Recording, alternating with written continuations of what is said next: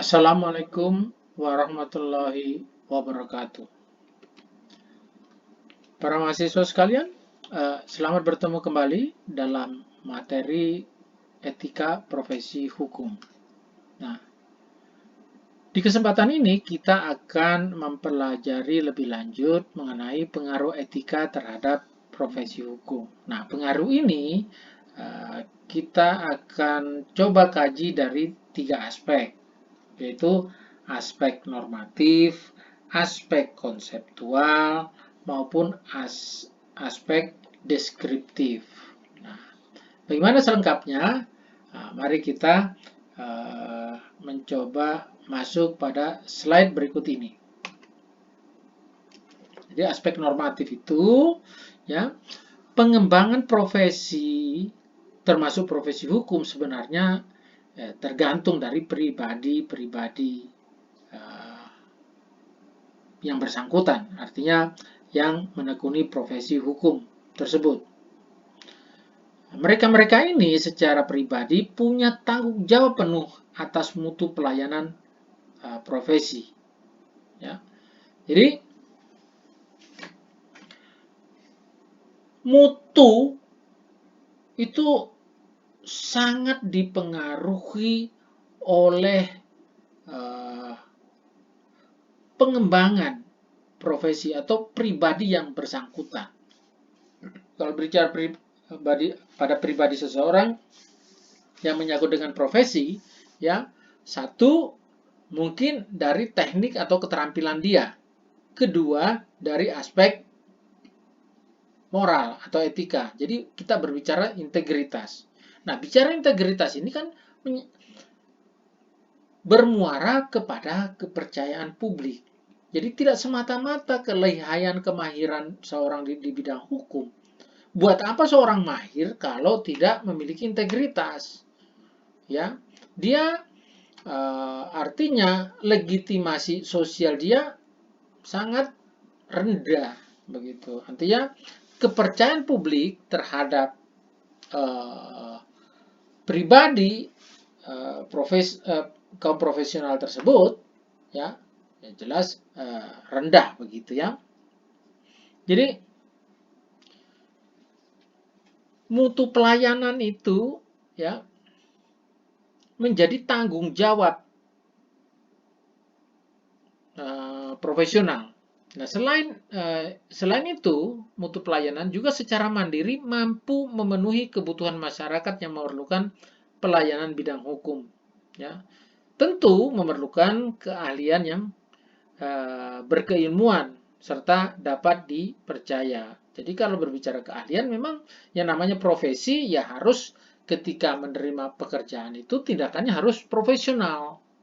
Jadi dia mampu memisahkan yang mana pribadi, yang mana keperluan profesi, begitu. Jadi sehingga dia bisa profesional, ya. Nah, ketika tadi berbicara tentang serta dapat dipercaya, inilah kita kembali berbicara masalah integritas, ya. Jadi pemenuhan nilai-nilai yang terkandung pada etika profesi berupa kesediaan memberikan pelayanan profesi ya terhadap masyarakat. Nah, pelayanan tersebut melibatkan penuh ya atau melibatkan penuh yang bersangkutan, begitu ya. Bukan justru mendelegasikan pada orang lain. Ya. Jadi selain keterlibatan penuh dan keahlian sebagai pelayanan dalam rangka melaksanakan tugas ya yang berupa kewajiban terhadap masyarakat yang membutuhkan ya, pelayanan hukum disertai refleksi yang seksama merupakan wujud dari kewajiban profesi. Ya. Jadi seorang profesional ya dalam menawarkan jasanya ke masyarakat itu dikatakan profesional ketika dia mampu menangani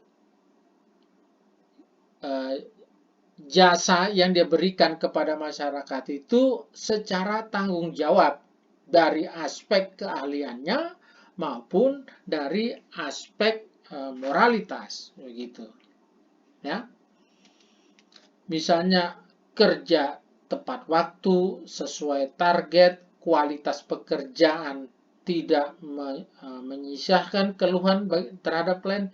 Itulah salah satu pemenuhan etika profesi hukum. Gitu.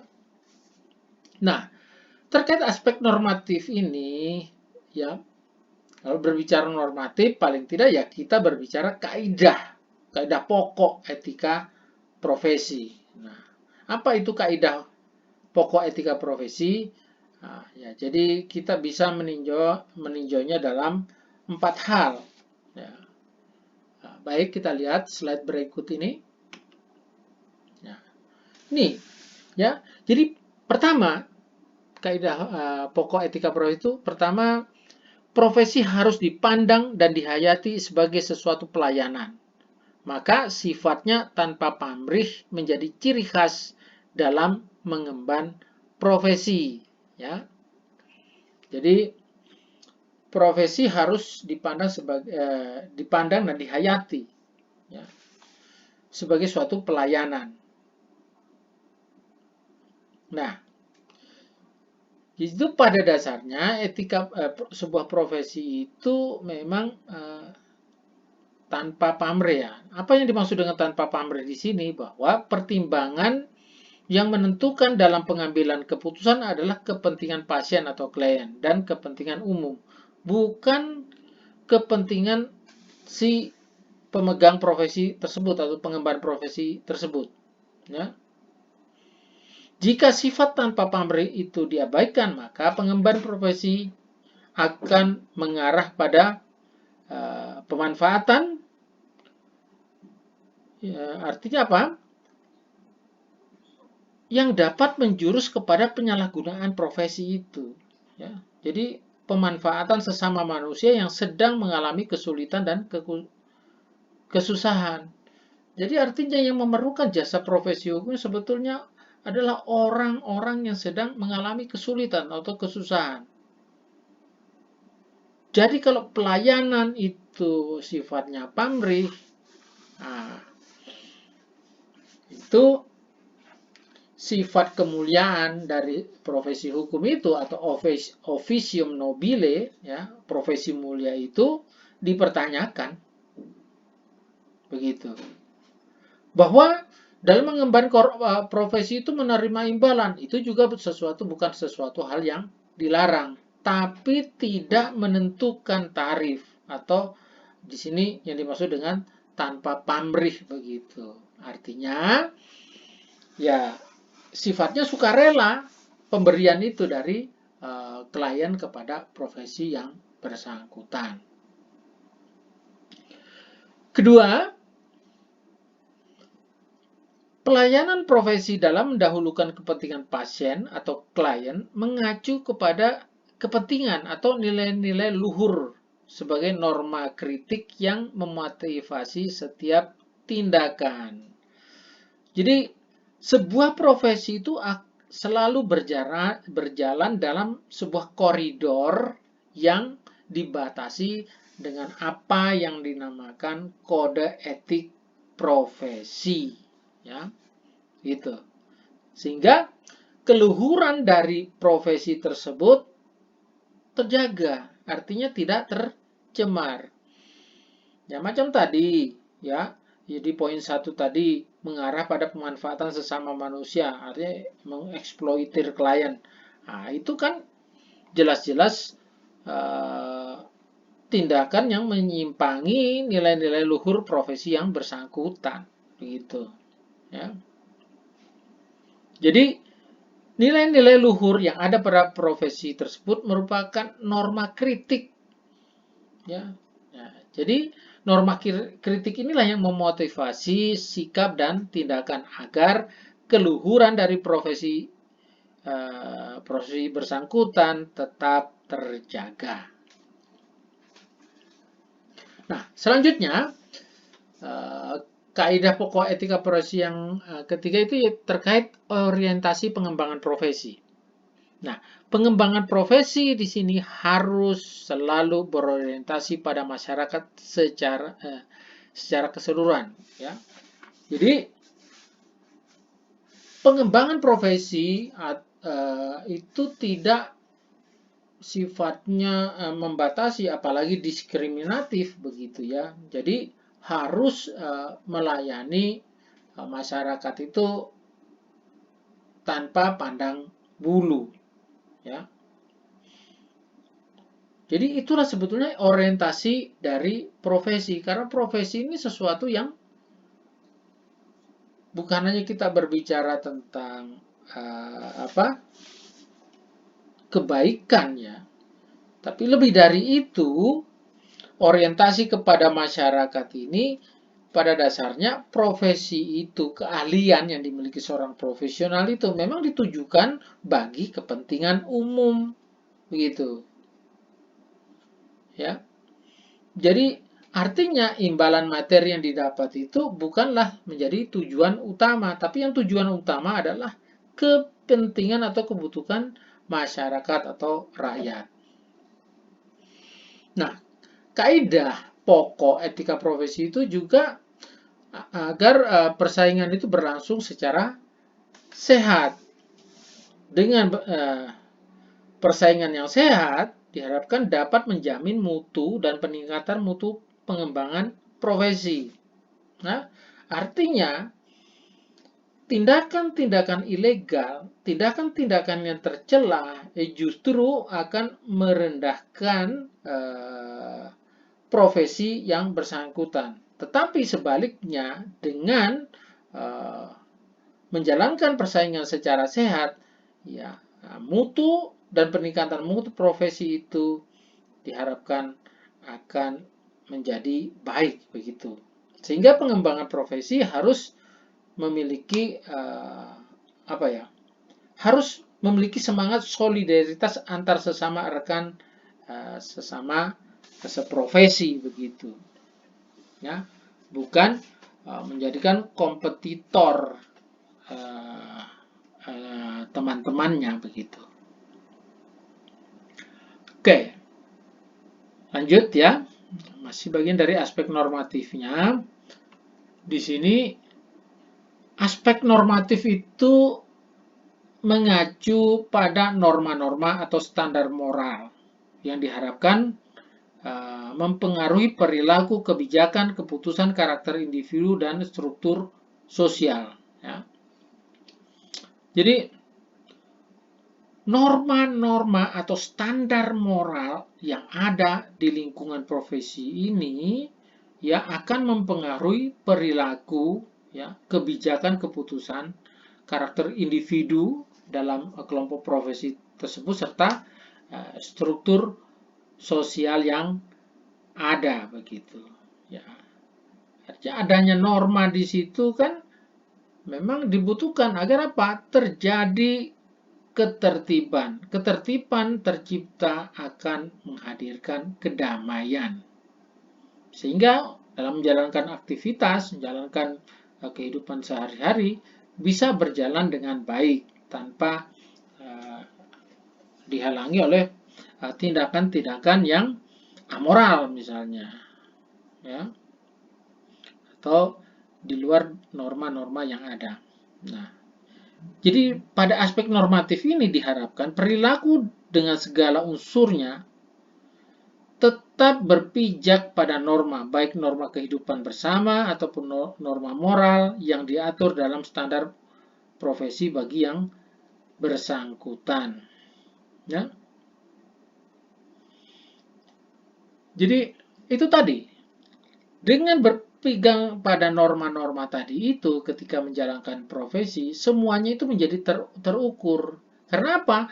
Alat ukurnya adalah norma-norma yang ada pada etika profesi yang bersangkutan. Nah, kondisi ini tidak lain untuk mencapai sasaran dan tujuan etika itu sendiri. Nah, sasaran dan tujuan etika sendiri itu meliputi apa saja? Meliputi menemukan, menentukan, membatasi, dan membenarkan kewajiban, hak, cita-cita moral dan individu dan masyarakat, baik masyarakat pada umumnya, khususnya masyarakat profesi. Ya, itu sasaran dan tujuan etika. Ya, sasaran dan tujuan etika tadi itu utamanya menemukan, menentukan, membatasi, dan membenarkan kewajiban, hak, cita-cita moral dari individu maupun masyarakat, ya, masyarakat pada umumnya. Tapi secara khusus memang sasaran dan tujuan etika itu adresatnya atau tujuannya, ya, itu kepada masyarakat profesi itu sendiri, gitu. Nah, apabila perilaku individu itu mengacu aspek normatif, diharapkan pencapaian kebenaran dan kepentingan bersama itu bisa terwujud, begitu. Nah, bagi masyarakat profesi, ya, aspek normatif ini akan memberi arah dan pandangan yang jelas, ya, bagi komunitasnya untuk mematuhi nilai-nilai etis yang disepakati bersama dalam wadah kode etik. Jadi setiap lingkup profesi itu aspek normatifnya itu memang disepakati bersama, ya. Jadi kode etik itu bukan sesuatu yang sifatnya tiba-tiba, artinya berdiri sendiri, tapi itu disepakati oleh masyarakat profesi yang bersangkutan. Nah, keseimbangan kepentingan masyarakat, ya, masyarakat, organisasi, dan pribadi akan memperoleh tempat secara proporsional. Ya. Jadi dengan demikian, pada aspek normatif, sasaran praktisnya adalah memberikan evaluasi berdasarkan penalaran atas perilaku dan karakter individu. Ya, karakter individu, kemudian berfungsinya organisasi-organisasi dan respon alternatif yang tersedia untuk menyelesaikan masalah yang konkret. Ya, itu kalau kita berbicara keseimbangan kepentingan masyarakat, ya, organisasi dan pribadi. Artinya keseimbangan itu tidak hanya ditujukan, etika itu ternyata tidak semata-mata ditujukan kepada kaum profesional, ya, tapi juga kepada kepentingan masyarakat, organisasi, ya, secara proporsional. Nah, proporsionalitas itu ukurannya apa? Ukurannya kepada aspek-aspek normatif dari etika profesi hukum yang bersangkutan. Karena apa? Tidak proporsional kalau dia secara normatif bertentangan atau berdasarkan standar moral yang ada itu bertentangan tindakan-tindakan profesional, ya. Jadi dengan demikian aspek normatif sasaran praktisnya itu yaitu tadi memberi evaluasi berdasarkan penalaran dan perilaku karakter individu. Selain itu berfungsinya organisasi-organisasi dan respon alternatif yang tersedia untuk menyelesaikan persoalannya secara nyata. Gitu. Nah, kemudian pengaruh etika profesi dalam profesi ini selain tinjauan normatif, kita akan sedikit mengulas terkait dengan aspek konseptual. Ya. Jadi begini, kajian konseptual ini diarahkan pada penjernihan konsep atau ide dasar. Ya. Tidak hanya diarahkan pada penjernihan konsep dan ide dasar, tetapi juga selain itu juga adalah menyangkut prinsip, problem, dan tipe argumen yang dipergunakan dalam membahas isu-isu moral dalam wadah kode etik. Ya, jadi kajian konseptual ini ya itu dipakai atau dipergunakan dalam membahas isu-isu moral ya dalam wadah kode etik. Jadi dalam lingkup profesi tersebut ada sebuah wadah ya mengenai kode etik. Nah, ketika dalam lingkup profesi tersebut merebak isu-isu moral tersebut, maka kajian konseptualnya itu dimunculkan ya. Kajian konseptual itu ya itu tadi diarahkan pada penjernihan atau konsep dasar, prinsip dan permasalahan dan tipe argumen yang digunakan. Begitu. Nah, kajian konseptual ini untuk mempertajam pemahaman kode etik. Ya, dengan tetap menekankan pada kepentingan masyarakat dan organisasi itu sendiri.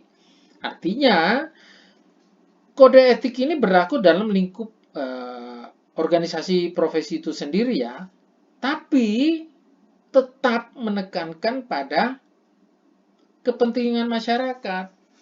Sudah barang tentu kepentingan organisasi profesi itu sendiri juga begitu. Nah, dalam kajian konseptual ini diharapkan pengembangan nilai-nilai etis telah diatur dalam wadah kode etik oleh para anggotanya. Jadi, setiap persoalan dalam organisasi profesi tersebut dilakukan evaluasi. Tujuannya apa sih? Ya, untuk pengembangan dari profesi itu sendiri. Ya, sehingga lebih baik lagi begitu. Jadi pengembangan ini ya, yang dimaksud pengembangan itu ya menekankan pada kepentingan-kepentingan masyarakat tadi gitu ya. Jadi pengembangan nilai-nilai etis tadi itu tidak hanya dengan mematuhi, memahami, dan melaksanakan standar-standar etik profesi. Ya, tetapi selain itu juga mencoba menemukan nilai-nilai moral yang ada dan berkembang di masyarakat. Ya, artinya kalau berbicara perkembangan masyarakat, itu ya sifat dari masyarakat itu sendiri yang dinamis. Perkembangan itu harus diikuti oleh nilai-nilai moral yang melekat pada profesi yang bersangkutan. Nah, pemahaman pada perilaku sosial dan kebudayaan merupakan salah satu wujud dari pencarian nilai-nilai etis dan berkembang di masyarakat. Jadi itu. Nah, aspek yang terakhir adalah kita akan membahas tentang aspek deskriptif. Nah, aspek deskriptif dari pengaruh etika dengan profesi hukum ini, ya, ini berkaitan dengan pengumpulan fakta-fakta yang relevan dan spesifik. Nah, pengumpulan fakta-fakta yang relevan dan spesifik ini dibuat untuk memberikan gambaran tentang fakta yang terkait dengan unsur-unsur normatif dan konseptual yang sudah kita bahas tadi. Ya. Artinya, gambaran ini diperlukan agar kita mampu mengidentifikasi persoalan yang ada sehingga dapat dipetakan untuk mengambil tindakan yang tepat. Begitu. Artinya keputusan yang tepat berdasarkan spesifikasi profesi yang bersangkutan. Nah, kemudian aspek deskriptif ini akan memberi informasi tentang fakta-fakta yang berkembang. Begitu. Artinya masyarakat yang dinamis dari waktu ke waktu itu akan selalu terpantau dengan mengkaji aspek-aspek deskriptif ya dari pengaruh etika terhadap profesi hukum. Ya. Jadi aspek deskriptif yang memberi informasi dan fakta-fakta yang berkembang ini itu juga baik di masyarakat maupun pada organisasi profesi itu sendiri. Dengan demikian, penanganan aspek normatif dan konseptual dapat direalisasikan dengan baik. Ya, jadi saya kira saya cukupkan dulu pembahasan kita yang menyangkut tema tentang pengaruh etika dengan profesi hukum. Ya, saya cukupkan dengan akhir kata, wassalamualaikum warahmatullahi wabarakatuh.